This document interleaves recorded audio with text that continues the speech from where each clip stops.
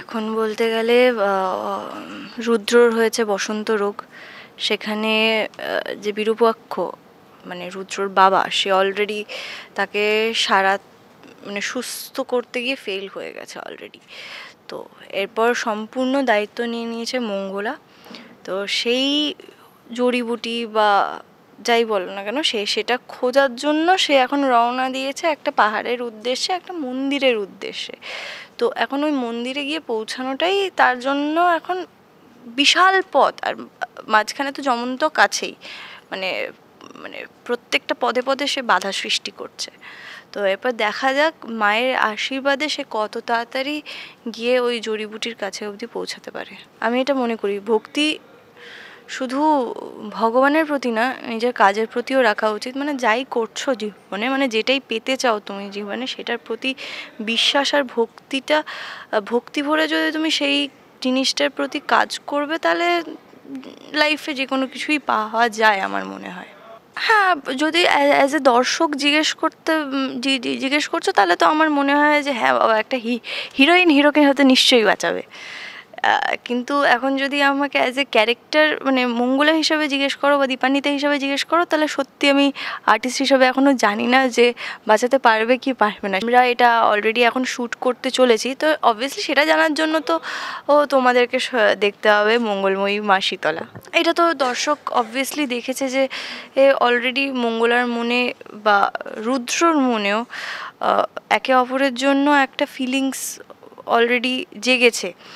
তো হ্যাঁ, রুদ্র তো আর মানে মঙ্গলার কাছে আর 5 জনের মতন না, তাই জন্যই হয়তো ও এতটা পথ সে অতিক্রম করে গিয়ে সে জড়িবুটিটা আনার চেষ্টা করছে, নিজের প্রাণপণ চেষ্টা করছে।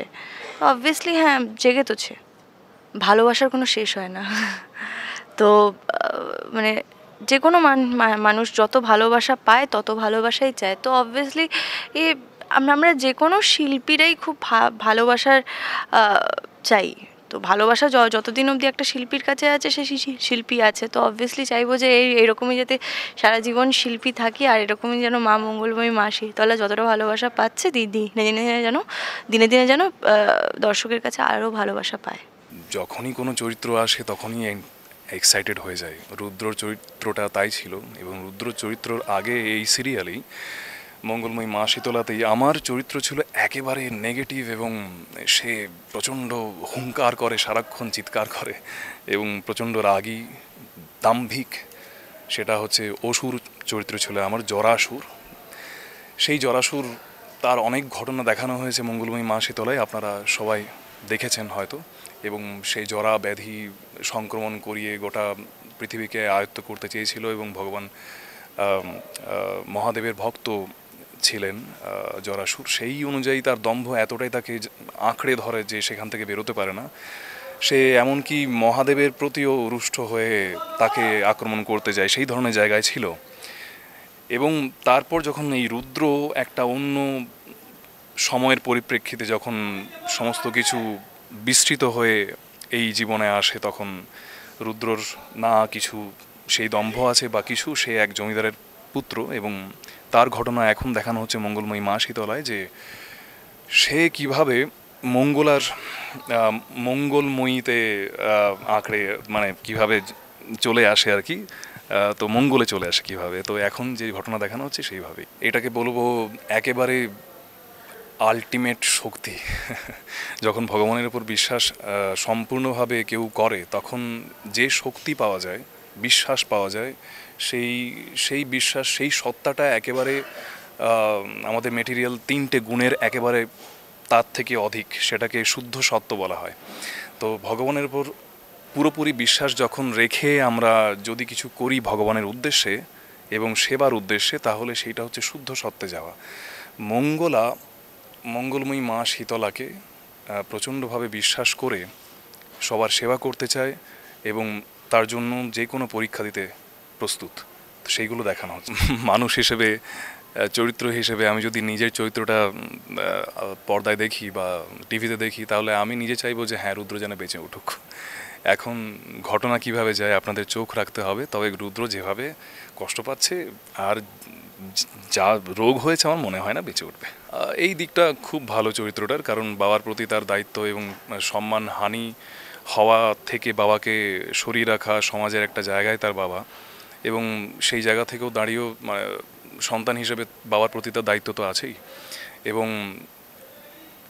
উল্টো দিকে বাবার যে দায়িত্ব সেখান থেকে যদি বাবা সরে আসে এবং সে যদি জানতে পারে যে বাবার জন্য অনেক কিছু হচ্ছে এবং পথের কাটা হচ্ছে, তাহলে সেইখানে দাঁড়িয়েও বাবার বিরুদ্ধাচরণ করেও অথচ বাবার সম্মানকে রক্ষা করার যে একটা লড়াই, সেটা রুদ্রকে অবশ্যই দেখতে হবে। দর্শকদের বলবো অনেক ধন্যবাদ, আমাদের আপনাদের জন্য এন্টারটেন করার সুযোগ দিচ্ছেন। শুধু আমরা না, অনেকে মিলে এই কাজ হয় এবং সময় সাপেক্ষ, এবং তার জন্য আমাদের অনেক কাজ এবং আমাদের শক্তি করতে হয়, দিতে হয়। এবং আপনারাও টিভির সামনে এসে আমাদের যে সিরিয়াল দেখছেন তার জন্য অনেক ধন্যবাদ। প্রত্যেক দিন দেখুন এবং আশা করি আমরা আপনাদের আরও কাছে পৌঁছতে পারবো। মঙ্গলময়ী মা শীতলা 6:30 দেখুন সান বাংলাতে। বিরূপাক্ষ অলরেডি সবাইকে জানিয়ে দিয়েছে যে রুদ্র আর এ পৃথিবীতে নেই। কাজেই বিরূপাক্ষ নিজেকে ছাড়াও কাউকে বিশ্বাস করে না, কাজেই প্রাণ বাঁচানোর তো কথাই নেই এখানে। আর মানে মঙ্গলা এখনও যে মঙ্গলা যে রুদ্রকে বাঁচানোর জন্য দুর্গম পথ পেরিয়ে ব্যবস্থা করতে গেছে সেটাই তো জানে না বিরূপাক্ষ। কাজেই সে বিশ্বাসও করে না যে যেটা বাবা ঠাকুর পারল না সেটা অন্য কেউ করে দেবে। সেই বিশ্বাস বাবা ঠাকুরের আছে যে বাবা ঠাকুর যখন বলেছে যে এটা হবে না, হবে না। এইখানে বেসিক্যালি এইখানেই মঙ্গলার সাথে বাবা ঠাকুরের একটা দ্বন্দ্ব। কে বড়, বাবা ঠাকুর মনে করে সেই শেষ কথা, এবং তার চেয়ে ক্ষমতাবান এই পৃথিবীতে এই ইহজগতে আর কেউ নেই। তো এই নিয়েই দ্বন্দ্ব চলছে, ভবিষ্যতেও নিশ্চয়ই চলবে। আমি মাইথোলজি করা শুরু করেছি বহু বছর আগে। মাঝখানে একটা ফেজ গেছে যেখানে আমি মাইথোলজি থেকে ইচ্ছে করেই বোধহয় একটু দূরে ছিলাম, একটু জামা প্যান্ট পরতে চেয়েছিলাম, ধুতি না। তো সেই জায়গায় দাঁড়িয়ে মাইথোলজি করলে একটা অন্য ফিল আসে, সেই ফিলটা ডেফিনেটলি আমি এখানে পাচ্ছি। দেখুন, আমরা অভিনেতা, আমরা শুধু যে মাইথোলজি করব বা শুধু যে আমরা মানে আজকের দিনে দাঁড়িয়ে গল্প চরিত্রায়নের মধ্যে দিয়ে আমরা এগোবো তা তো নয়। যে চরিত্র করতে ভালো লাগবে সেই চরিত্র নিশ্চয়ই করব, এবং সেটা মাইথোলজি হোক বা না হোক। দর্শকদের একটাই বলার কথা, ভালোবাসুন, পাশে থাকুন, আর সান বাংলায় প্রত্যেক দিন দেখতে থাকুন সন্ধ্যে 6:30 মঙ্গলময়ী মা শীতলা। কি দেখবেন তো? টিআরপিটা আরও বাড়াতে হবে কিন্তু।